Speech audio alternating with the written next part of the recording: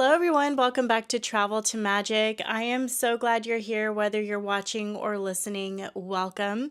I want to let you guys know that we do have a YouTube channel where you can watch all of the podcasts. I do add some extra video footage and photos and information that we flash on the screen.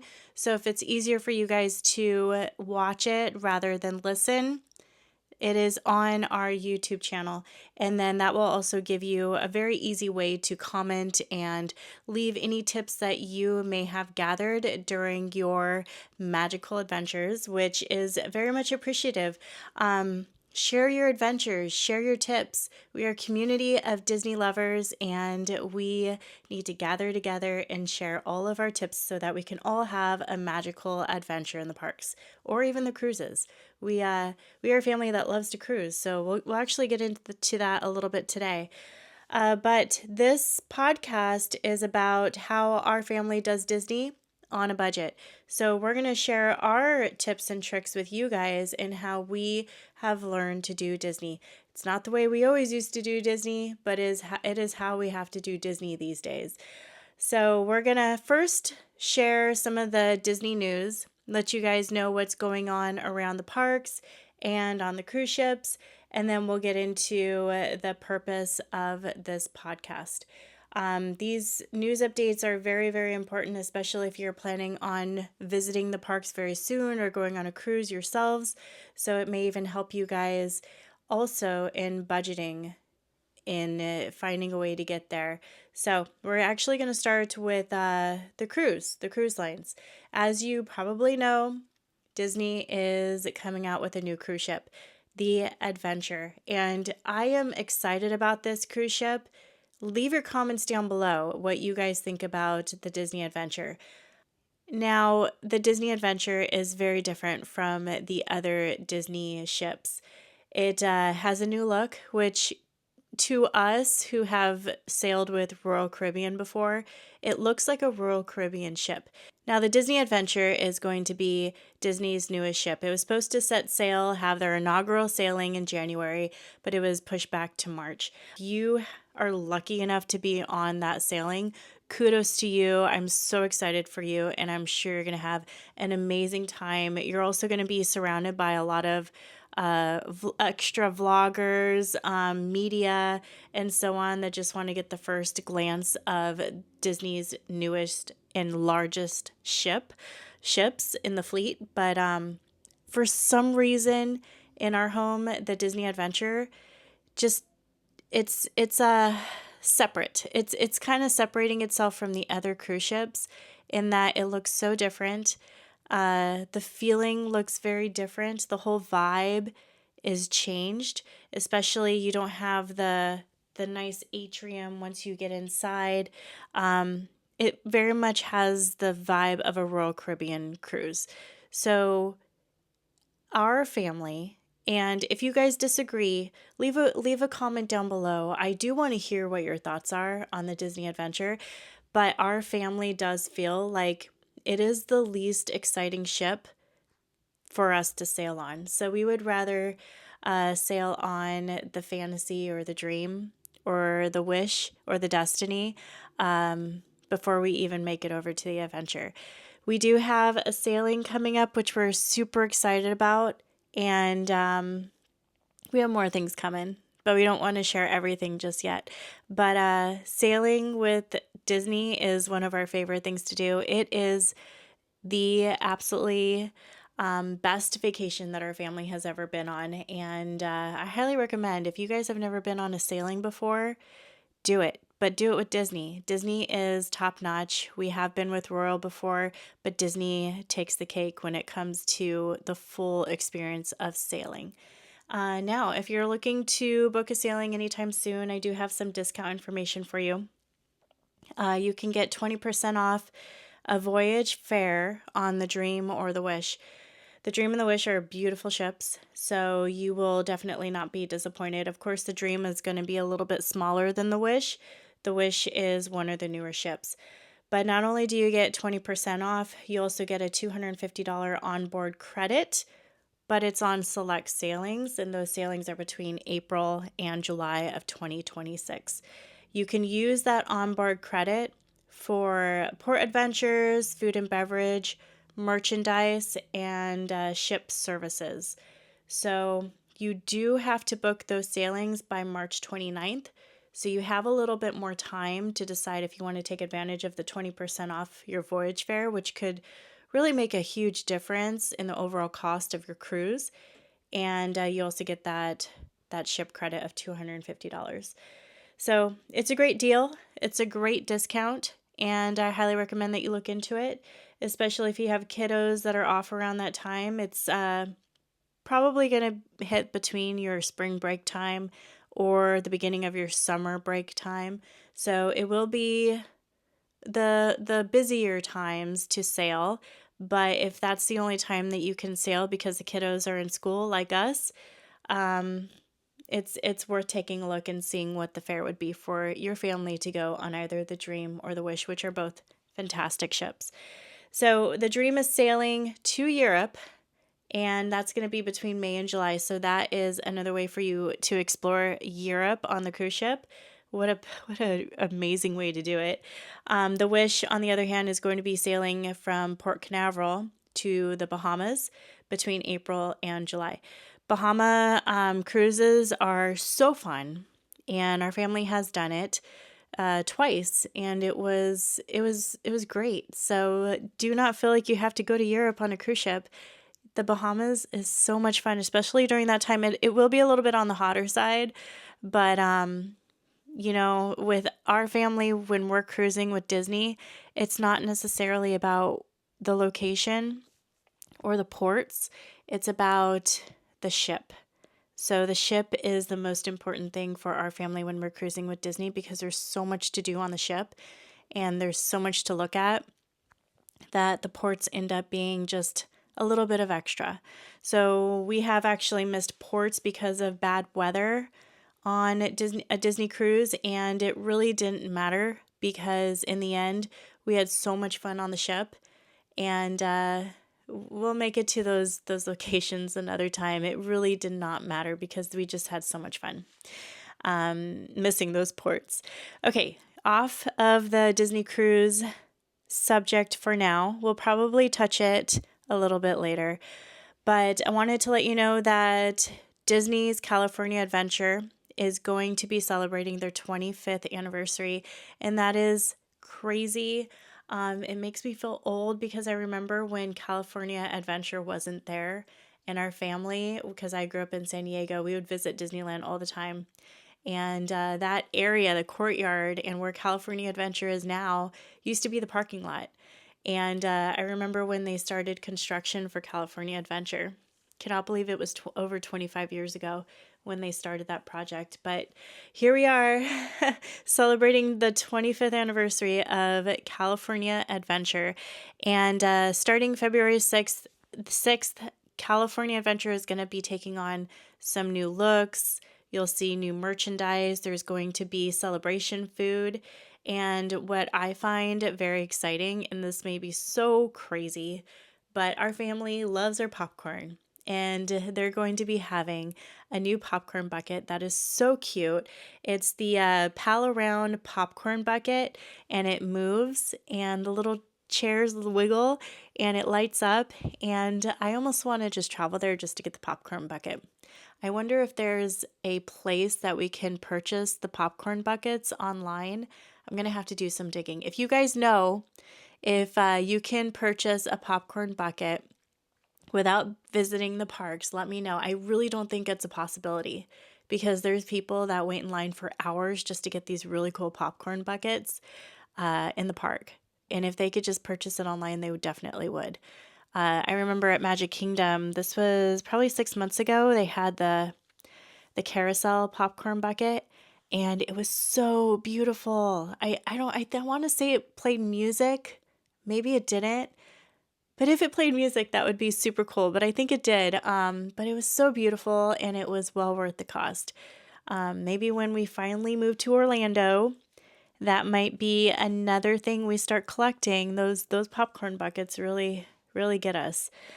All right, so furthermore, we have 3 lands that Disney is putting in. They have the one land over in Animal Kingdom, which I'm very excited about, the Tropical Americas.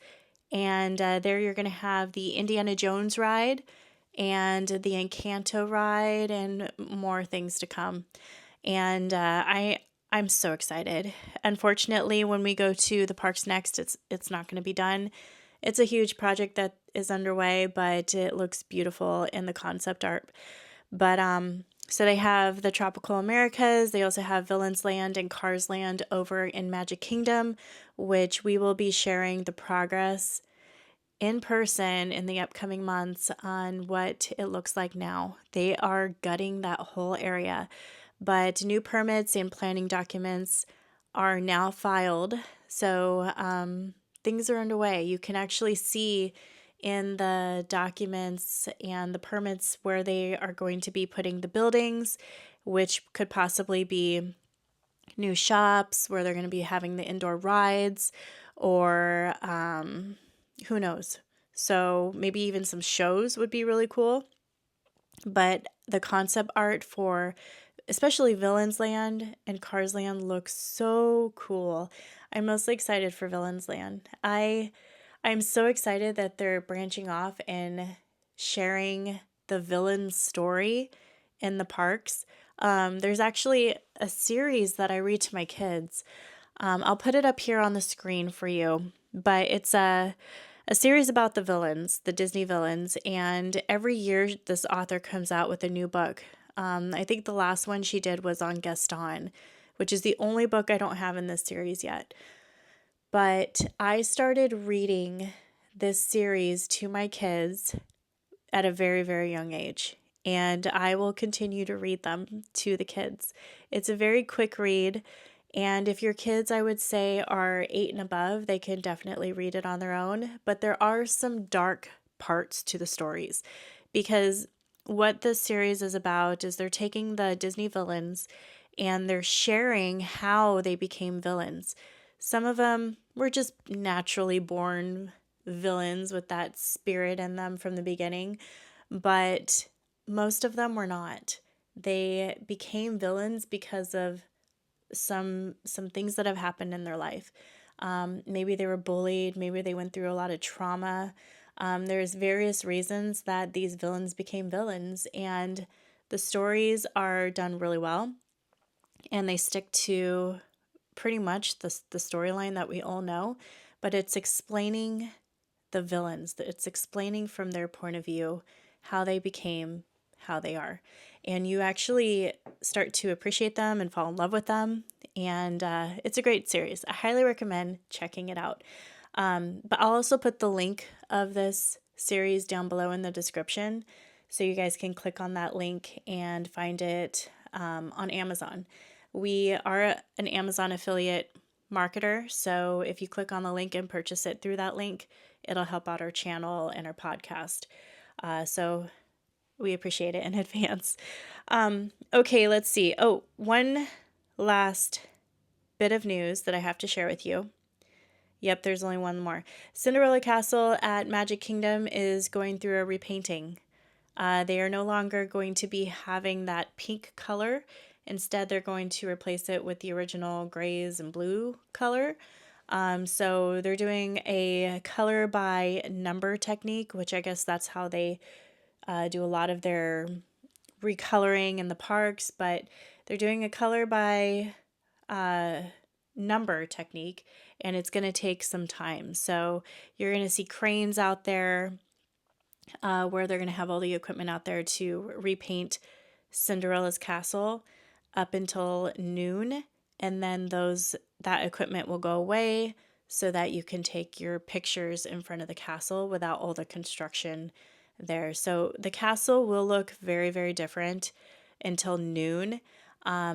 But just wait a little bit to take your pictures in front of the castle. It's not going to be fully painted until sometime this year. They don't have an end date, but it's not going to be the most beautiful castle in 2026. There's a lot of things going on in the parks. But let's get into the bulk of our podcast, which is how our family does Disney on a budget. And excuse me, I am battling allergies today, so I do possibly sound like I have a head cold or something, but I'm perfectly fine. Just these allergies in Texas have been crazy. Let's get into our first topic. So, how our family does Disney on a budget. And this is a very important thing for us to do because, like I said before, we want to continue to go to Disney. We don't just want to go once because it just costs too much for that one visit. We want to continue to go, which means we have to budget for it. And even that one visit can get very expensive, even if you make a lot of cutbacks. And unfortunately, traveling to Disney can be overwhelming. It could be like creating some kind of financial anxiety in your home. I know sometimes it feels like that for us. And there's a lot of pressure when it comes to planning for a Disney vacation, whether it be for at the parks or on a cruise ship. Now, planning a trip for our family used to be very stressful, but it doesn't have to be. We've learned to figure out, okay, what is our budget? What can we spend? Where are we willing to kind of go a little bit further? And where are we willing to back off a little bit so that we can continue to go back to the parks? Now, when people hear Disney on a budget, they often think it means cutting corners or missing out, but it is definitely not that way. Just remember, we all have a different budget. We all have what we feel is the perfect day at Disney. And maybe it won't be exactly perfect along the way. Maybe we have to go and take those peanut butter and jelly sandwiches into the park so that we have a little bit more to spend on, let's say, the multi-pass to get on the rides faster. But you just have to figure things out before you go, before you start planning. What are you willing to give up and what do you absolutely need in your plan? So when we tackle Disney planning, we tackle it with much intention and with a good understanding on how much we can spend. And we know well in advance what that is. We start planning our Disney vacations at least a year out. We do not go last minute. We really spend the time thinking about it and figuring out what's important for our family. So Disney will continue to push options on you, especially if you call, let's say, a Disney travel agent or you see different options on their website, or you watch a lot of YouTube videos with people visiting Disney and you're like, oh my gosh, I really want to do that too. Oh, I love that shirt. Oh, we have to get that character dining. There's so many things just pushed at you in so many ways that you can exceed your budget. Just stop it. Stop it right now.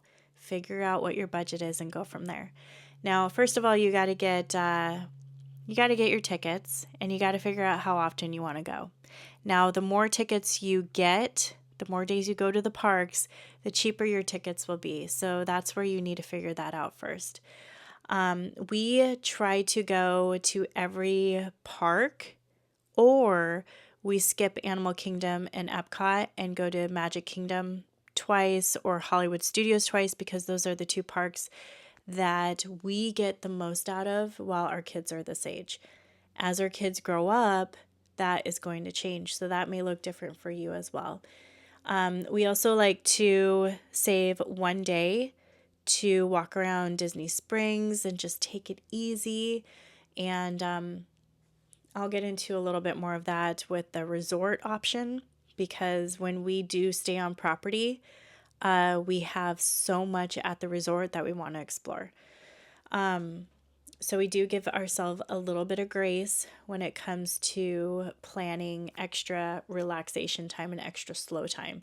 Because honestly, when you're in the parks, you want that extra slow time, but most of the time you're go-go or you're standing in lines, or it could be very busy there. So it's not a most relaxing place if you only have a certain amount of days there. You have to fit in some relaxation time. When we have visited Disney and we did not fit in relaxation time, one of us would get sick.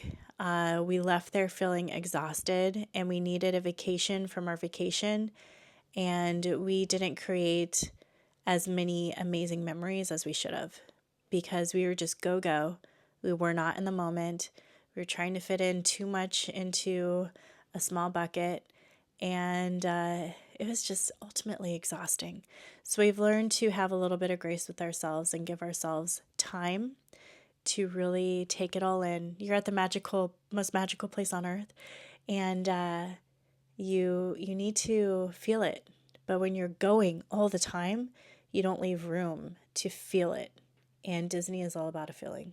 So make time for that feeling. Character dinings.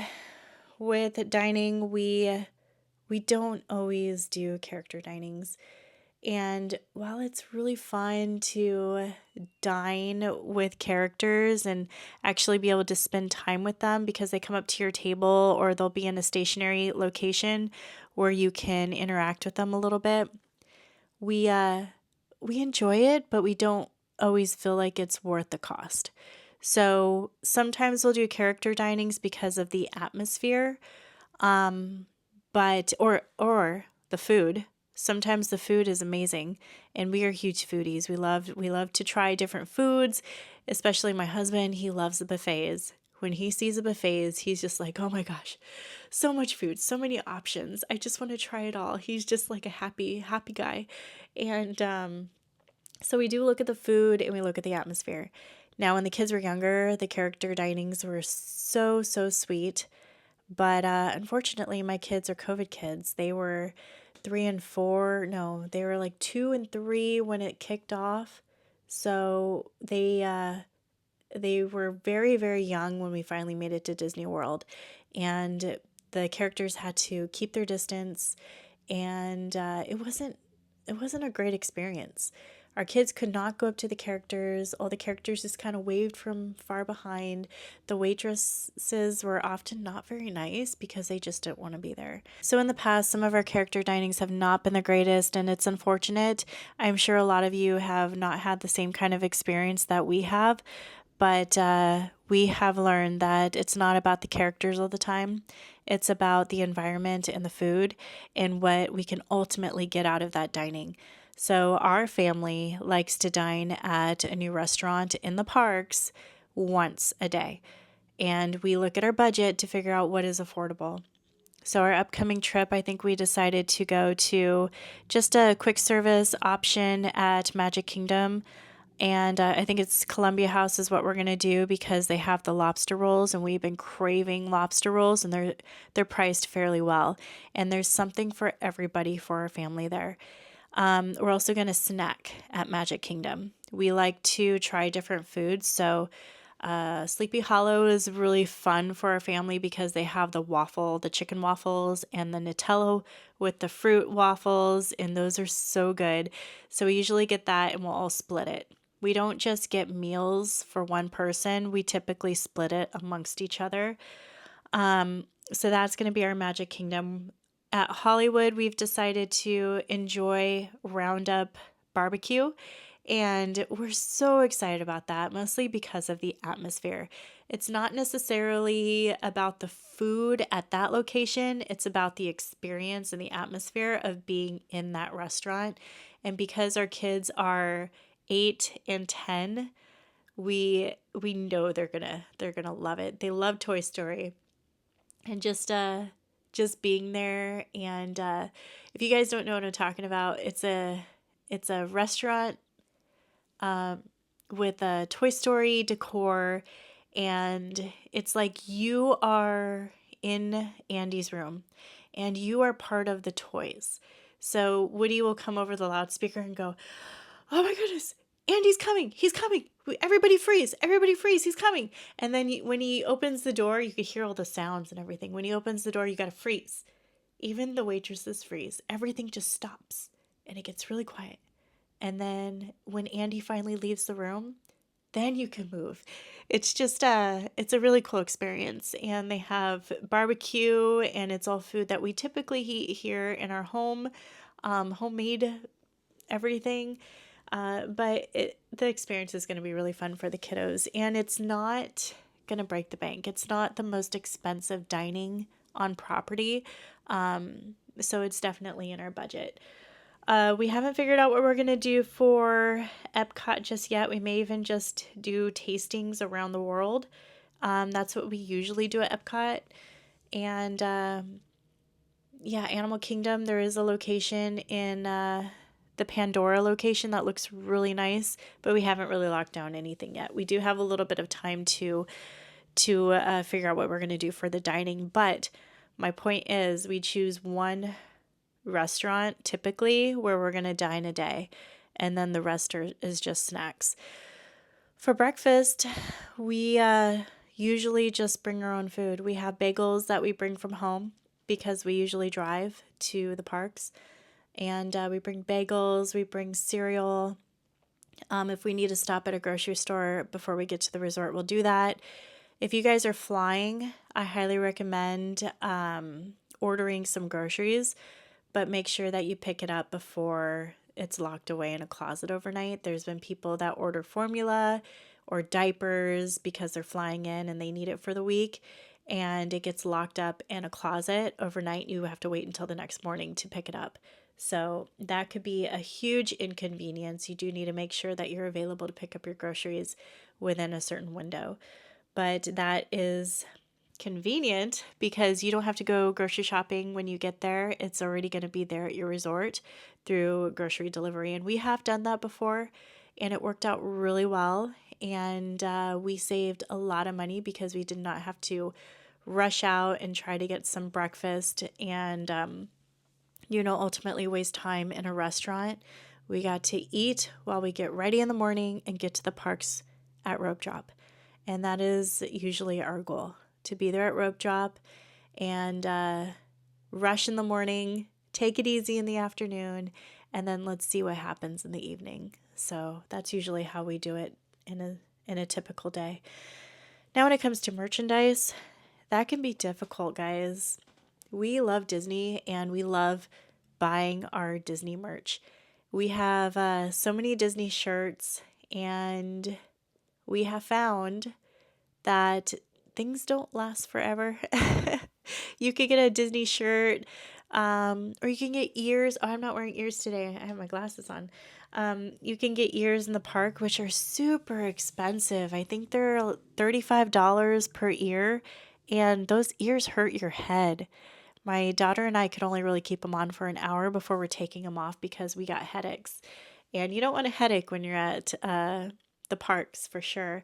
We typically like to get our ears on Amazon. There's a lot of great options, and some of them are under $10. So if we lose them, which could very easily happen, if you lose them, it's not going to kill us. It was only $10, and they stayed, intact pretty well. They're made pretty decent, and they're lightweight, and they are so much more comfortable on the head. So go check out Amazon ears if you want something that is more affordable and more comfortable. But when it comes to merch, we do definitely set our boundaries. We like to get one thing in the parks, and we always get a shot glass if we don't already have one for the parks or the locations we travel to, because we do have quite the shot glass collection from our travels. We always get the Starbucks Been There mug. That is a collection that we have been building up for a few years now. And when we hit the cruise ships, that's a different story. You kind of want to go into the cruise ship stores, grab everything you really, really like, take it to your stateroom and go, okay, what do I not want? Because things go off the shelves. Once they go off the shelves, there's nothing left. So get what you want on the cruise ships early, and you could always return it, especially your shirts. If you know that you are a size medium, which size medium typically goes pretty quickly, get it before it is gone, because you'll miss your opportunity. And let's say you go on the Disney Wish, and it is, the only time you're ever going to be on the Wish, and you want the specific shirt because you saw it in another vlog, and that is the only shirt that you want. You wait a few days, the shirt's gone by that point, and they're not going to restock it. during your cruise usually. So go once those stores open up, get your merch that you have been eyeing for some time, and then return it if you find that you really don't need it. That is the way you need to tackle merchandise on a cruise ship. But for the parks, we don't try to buy too much in the parks. We do buy quite a bit of what we want or need before our vacation so that we could wear it on our trip. It's already washed and we could use it there. And it's much, much, much cheaper if you get it somewhere else.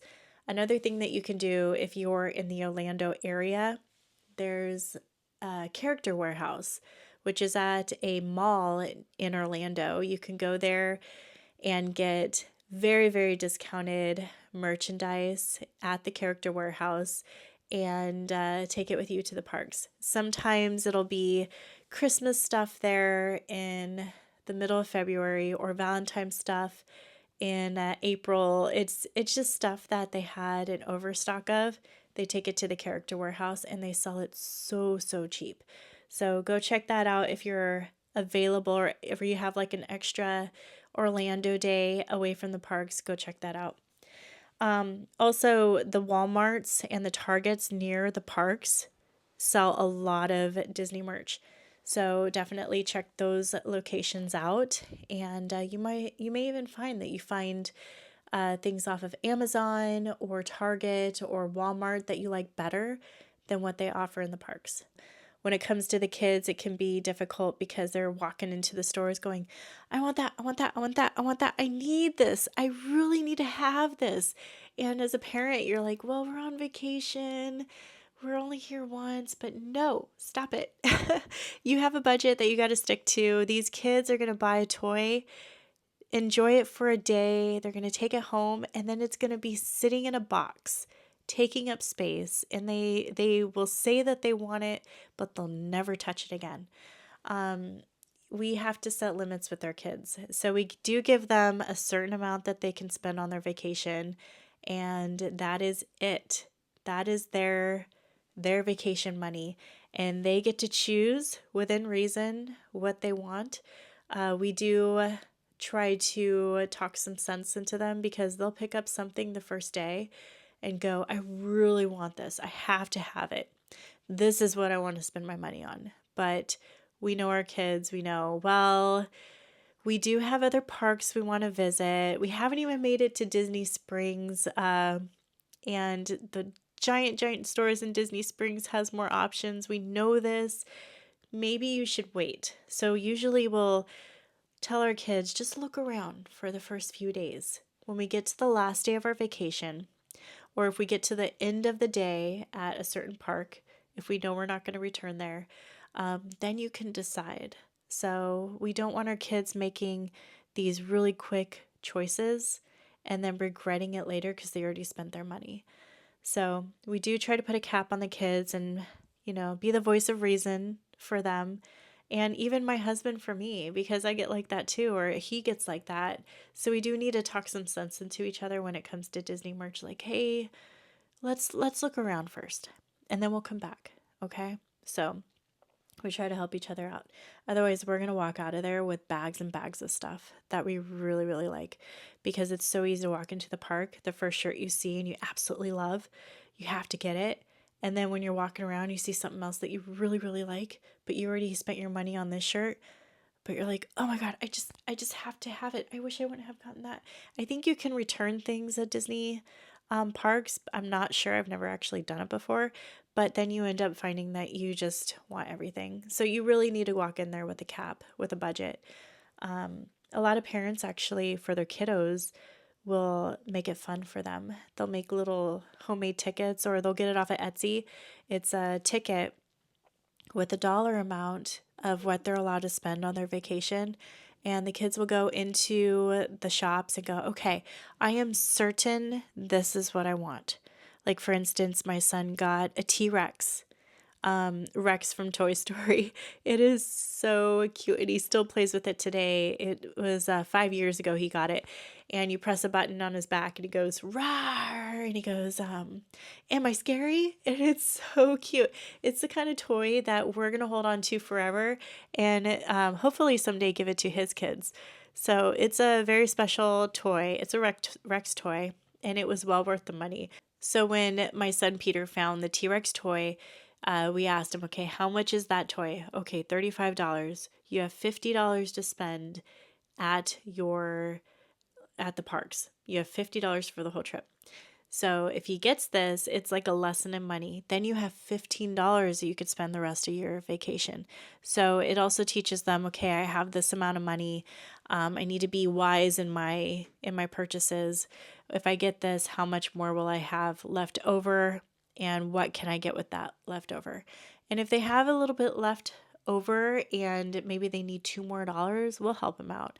But it's ultimately a way to teach your kids how to spend wisely and just be very, very careful what you spend your money on and keep them within the budget. But when parents give their kids these little tickets and the kids know what the expectation is at the beginning of the trip, it is a great way to do it. And you can get very, very fancy with it. You could create your own tickets, buy your own tickets if you want to, or just write on a piece of paper. You have $50 to spend on your vacation. That is it. It really sets the expectation right away. Now, when it comes to purchasing extras for a great day in the parks, we do take advantage of the lightning lane. There has been vacations where we don't purchase it at all, but we have found that the lightning lane is very, very beneficial. Not only are you spending so much for your park tickets, but you don't want to spend that much just to wait in line 70% of the day. You do want to have time to really enjoy it, walk around, and not just be miserable waiting in line. At that point, you're like, why did I even come here if I'm just standing all day, staring at the same wall for 15 minutes before this line finally moves? And the lightning lane isn't always super, super fast, but it's much faster than the standby lane. So we have found that we do need to budget for the lightning lane, the multi-pass lightning lane, which will, the way it's working right now is you get 3 choices up front at the beginning of the day. Once you use a choice or a ride, then you get to purchase another one. Well, not purchase another one, you get to select another one. And it's a different cost for every single park, but we have found that it's very much worth it. Now, during our next trip, we will be purchasing the lightning lane because we definitely want to maximize our time there. We don't want to spend the whole time waiting in line, and we have specific rides that we really want to ride. We don't want to miss out on them because we don't know when our next vacation is going to be, because we do have other things lined up. Now, as for the resorts, now we have stayed on property and we have stayed off property. We love staying on property. We really enjoyed the Caribbean Beach Resort. We enjoyed Port Orleans. Those beignets are amazing, by the way. We continued to go back and get, I think it was a 6-pack of them. They're really good. You have to try them. We've enjoyed the All-Star Resorts, which we will be staying at new resorts during our next vacation. But when it comes to choosing a Disney resort to stay at, we look at first the age of our kids. What will our kids get out of the most? How much time will we be spending at the resorts? Is it going to be a resort we want to spend a lot of time at, and do we have that time to spend there? Because we will be spending a lot of time at the parks, Disney Springs, or just walking around the property. So we need to always evaluate before we choose a resort those 2 things. And sometimes we just stay off property because we're like, nope, we are going to be just sleeping there and doing the bare minimum. We do not want the extras. So we stay off property, and it's most usually a cheaper option for us. We always strive to stay at the Disney resorts because there's so much theming and there's so much activity going on. There's a food court available if we absolutely need it. There's laundry service, and it's a very easy access to the parks. We can keep our car there, jump on a bus, jump on the monorail, or even a boat and travel to the parks, or the Skyliner. Skyliner is a lot of fun. But there's a lot of benefits to staying on Disney property if you are willing to make time for it. If you plan on just visiting the parks and you want to stay off property, it may save you a little bit of money depending on the location that you stay at. And my only recommendation is to see if that resort off property gives you travel to the parks. Some of them do not, but some of them will, and that will save you the parking fee. So the parking fee can be pretty high, and once you calculate everything, you may find that it's more beneficial to stay on property if they don't have that option. But there's a lot of things you need to look at when you're determining if you want to stay on property or off. But we do enjoy staying on property for sure. Now, will we ever stay at the Grand Floridian or the Polynesian or any of those very, very pricey resorts? I would love to. But if we do stay at those resorts, I would want to enjoy them and spend a lot of time there. It's not a resort that I would want to just sleep in and maybe spend a little bit of time in the morning, walk in there at nighttime just to make it to my room, and that's about it. I want to be able to really enjoy those resorts. Now, there's a way you can enjoy them without staying there. You can do like a resort hopping where you travel around all of the resorts on Disney property. You could use the transportation. We don't always want to take advantage of that, so sometimes we'll grab a snack at the resorts or we'll shop around in their little gift shops, which are so cute. But there's a lot that you can enjoy by just visiting the resorts if you're not staying there, so that is also an option. But we would like to eventually do a lot of really quick vacations at those resorts and not have the focus be on the parks, but mostly at that specific resort because there's so much that these resorts can offer. And for the price you're paying for the higher end ones, you do not want to just stay there for the night. You want to forgo the parks and really enjoy those resorts for sure. Now we're going to get into a little bit of the extras that our family sticks to. And the first thing is when we travel to the parks or on the cruise ships. We always try to go at low peak times, going through the traveling process at a Disney park or the cruise ships during, let's say, spring break, Christmas, Thanksgiving. Summer can be very crazy. It is so busy and the cost is much higher, and often it is so hot that it's hard to enjoy. So we want to go there when the weather's nice. It's not too expensive, and that sometimes means that our kids have to miss about 5 days of school.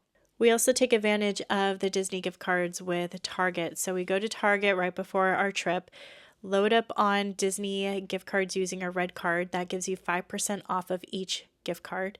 And that starts to decrease the amount of money that we're spending on merchandise, onboard services, or anything that has to do with our Disney vacation, because you can load those cards onto your Disney Cruise Line app or even your My Experience app and utilize them through there. We also use our military discounts when available at Disney Springs. A lot of the restaurants will offer you those military discounts. Unfortunately, in the parks, you cannot use them, but when you're outside the parks, definitely ask for those military discounts. You can also, if you have a Disney Visa card, there are some discounts you can get through that. Also, Costco and Sam's Club will often provide you ticket discounts. Our family is military, so we utilize the information, tickets, and travel office on our military installation to get discounted tickets and discounted resorts. Or if you need a rental car, airline ticket, anything like that, you can go to the ITT office on your military installation and take advantage of that. And that is actually something that I will be talking more on in the next podcast for our military members. There's certain ticket options that you can get huge savings for, and we'll get into that next week. But I think that's all that we have for you. This podcast is getting super long, and I want to leave you with this. Disney is expensive. It is so expensive, but it doesn't have to break you. It doesn't have to be stressful when planning your Disney vacation. It doesn't have to be overwhelming, but if you go into it with a budget and a clear understanding on what you're looking for and you stick to that, it will be exactly what you're looking for. You have to be clear and intentional in your Disney planning and definitely stick to your budget. Make sure that everybody in your family is on board with sticking to that budget. They understand the importance of that, and it'll be just fine. You guys got to work together to make it happen so that you can continue to go to the parks rather than just enjoy it once in your life. Disney is supposed to be something that we should experience multiple times in our life, not just once, because that Disney feeling is magical. And we don't just enjoy it while we're in the parks, we actually take it home with us. And it gets ingrained in our blood. So once we stop trying to do everything at Disney, it becomes more enjoyable. And it also becomes more affordable. You end up finding that you have more money in your pocket to enjoy another day. And with that, guys, I'm going to leave you to the rest of your day. Be sure to subscribe if you haven't done so already. Come back and have some more chats with us about our next Disney adventures and how we can get there on a budget. Next week, again, we'll be talking about how military families can get there on a budget. There's huge savings options available this year. It is so exciting. And if you're not military, you may want to listen in anyways, because what Disney is doing for our military families this year is amazing, and I hope they keep it around. But the next few podcasts after that will be very exciting. More Disney news. There's so much going on in the parks, so much going on with the Disney cruise lines, and we have a lot to talk about. But I'm going to leave you guys to it. Thank you for coming along with us in this podcast. I had a lot of fun chatting with you about Disney, and we'll see you guys next time. Bye-bye.